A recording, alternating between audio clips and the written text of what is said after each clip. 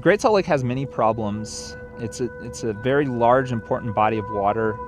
It's a hub of bird migration across the North America. And right now it's drying up. And we don't have a complete understanding of where all the water is going.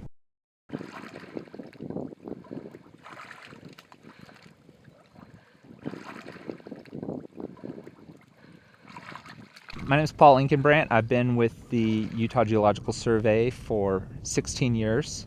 Utah Geological Survey is part of the Department of Natural Resources. We're out on the edges of Farmington Bay of the Great Salt Lake, standing in the middle of what used to be a Phragmites field. So this station is contributing to our understanding of Phragmites and how much water it uses, as well as the greater hydrology of the Great Salt Lake.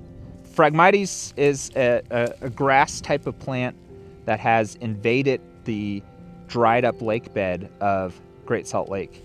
And it's been around since the late 90s, invading and spreading out over these large swaths. And it fills in these massive patches, so thick that it's very difficult to walk in, and people have actually gotten lost in these patches of Phragmites. This invasive weed potentially uses a lot of water, and it intercepts that water before it can reach the lake. The main way that water leaves the Great Salt Lake is evapotranspiration. And so the DNR is actively trying to measure water that's evaporating and transpiring into the air to get a better sense of how to better manage it. This tower helps us understand water issues around the Great Salt Lake by measuring evapotranspiration. And so that tells us about how much water invasive plants like Phragmites are using, how much water is evaporating from the pools around us, how much water leaves the soil, and it helps us better understand the physiological aspects of these invasive plants.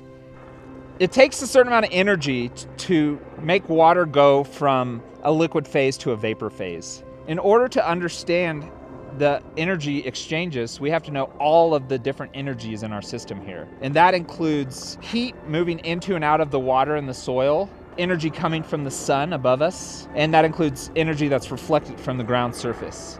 One of the best ways of measuring several of those components is a net radiometer. And so that's what our net radiometers of all of our sites is doing, is it's measuring that key component of the incoming and outgoing solar radiation. I was introduced to Apogee sensors by people who know more about meteorology than me. John Harrell at the University of Utah, Larry Hips up at the Utah State University, both seemed keen to use their instrumentation. John Harrell helped me instrument the site at the Bonneville Salt Flats with an Apogee Net Radiometer, and that's what he was using prior and what he recommended. I called a couple of different people who are experts in eddy covariance, and I asked them, these Apogee sensors seem very affordable. Are they sufficient for research type projects? And they said, yeah, they perform pretty well. So we adopted them for our entire network. Price can be very limiting for certain institutions, especially if they're working on a limited grant budget.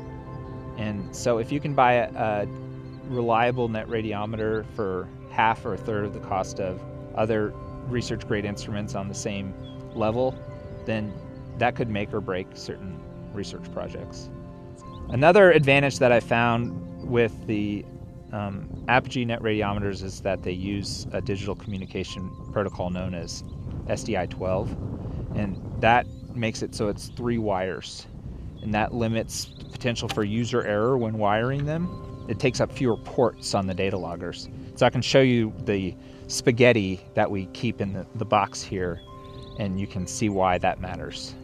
Since we deployed these instruments, the Apogee Net Radiometer has performed very well. We thought we'd have to come clean the lenses very frequently, but we're actually getting a pretty stable signal out here. We've had one Apogee Net Radiometer deployed now for 5 years, and we haven't seen drift or deviation from measurements yet. So that's nice. Understanding the amount of water leaving the lake is critical for good management. And so we're hoping to do everything we can to keep the lake at healthy levels and manage it effectively. And part of that is managing the ecosystems around it. I can take measurements from this site and compare it to estimates that scientists are getting from satellites. And if the estimates compare well, then we can spread those satellite estimates across the entire basin without having to put a bunch of these stations up all over the basin. And that allows us to get accurate estimates of evapotranspiration across and around the entire Great Salt Lake. My mission, and maybe the greater mission of the state, is to use the taxpayers' money effectively to help the people of Utah in the best ways that we know how. And so I strive to and work hard to apply my science to help people. And that's always been kind of my goal, even before I worked for the state. I really do believe that the measurements that we're taking out here can help the people of Utah, even if it's just an incremental step or part of a much larger picture.